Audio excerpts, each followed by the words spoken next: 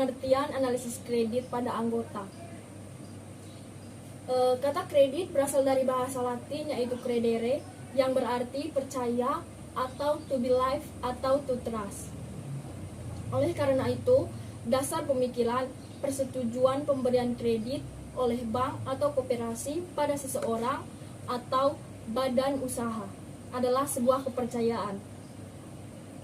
Yang berikut saya akan menjelaskan pengertian kredit menurut para ahli. Salah satunya yaitu menurut Hasibuan. Kredit adalah semua jenis pinjaman yang harus dibayar kembali bersama bunganya oleh peminjam sesuai dengan perjanjian yang telah disepakati. Baik, di sini saya akan menjelaskan fungsi analisis kredit pada anggota. Analisis kredit yaitu proses untuk mengevaluasi kelayakan seseorang atau perusahaan dalam memperoleh pinjaman atau kredit dari lembaga keuangan. Adapun beberapa fungsi analisis kredit, yang pertama, menilai kemampuan pembayaran. Analisis kredit digunakan untuk menilai kemampuan seseorang atau perusahaan dalam membayar pinjaman atau kredit. Yang kedua, mengidentifikasi risiko kredit.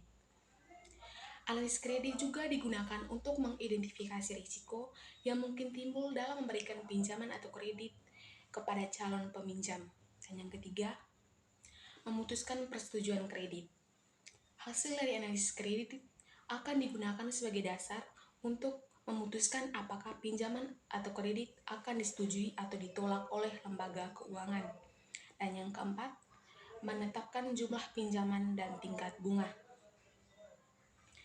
Analisis kredit juga dapat digunakan untuk menentukan jumlah pinjaman yang akan diberikan kepada peminjam serta tingkat bunga yang diterapkan.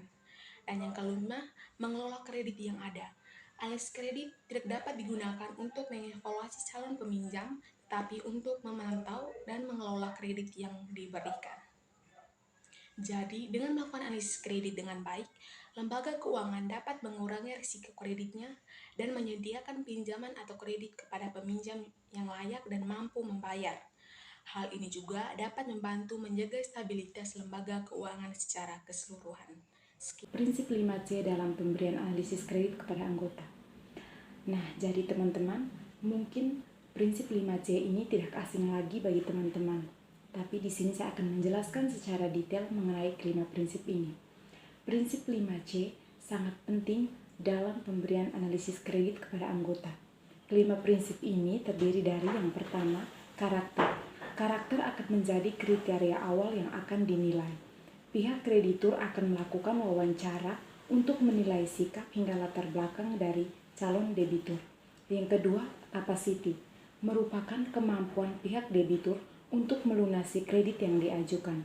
Semakin banyak sumber pendapatan, maka semakin besar kemampuan untuk melunasi kredit tersebut.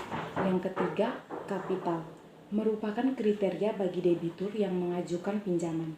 Dalam proses ini, pihak kreditur dapat melihat catatan keuangan dari bisnis yang dijalankan.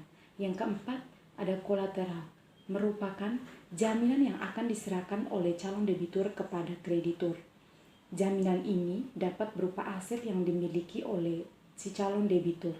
Jadi jika sewaktu-waktu si debitur ini tidak dapat melunasi hutang-hutangnya, maka akan menjadi hak dari kreditur untuk menyita aset milik si calon debitur atau si calon pengaju pinjaman ini.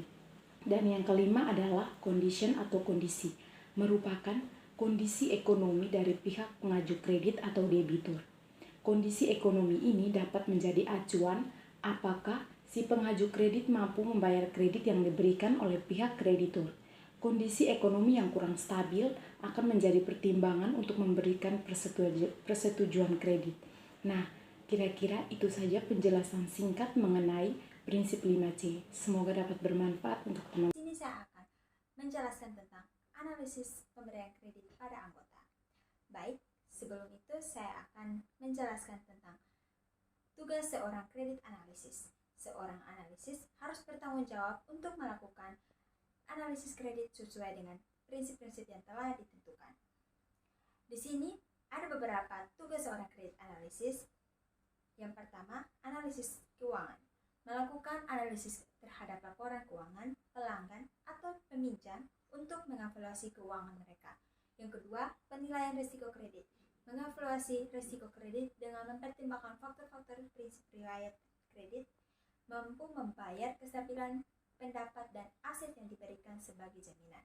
Yang ketiga, mengumpulkan informasi. Mengumpulkan informasi dan dokumen yang relevan untuk menganalisis kelayakan kredit. Yang keempat, menyusun laporan kredit. Menyusun laporan kredit yang berisi hasil analisis, rekomendasi kredit, dan kondisi-kondisi yang diajukan. Yang kelima, monitor kredit. Setelah kredit diberikan, kredit analisis bertanggung jawab untuk memantau kinerja kredit secara berkala. Yang keenam, analisis pasar dan industri. Memahami kondisi pasar dan industri terkait pelanggan atau peminjam. Yang ketujuh, memantau kebijakan dan regulasi.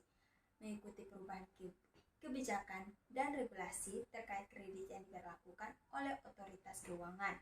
Kredit analisis harus memastikan kepatuhan dan peraturan yang berlaku untuk menyesuaikan jika ada perubahan. Demikian tugas-tugas analisis pemberian kredit pada anggota. Semoga bermanfaat ya. Goodbye.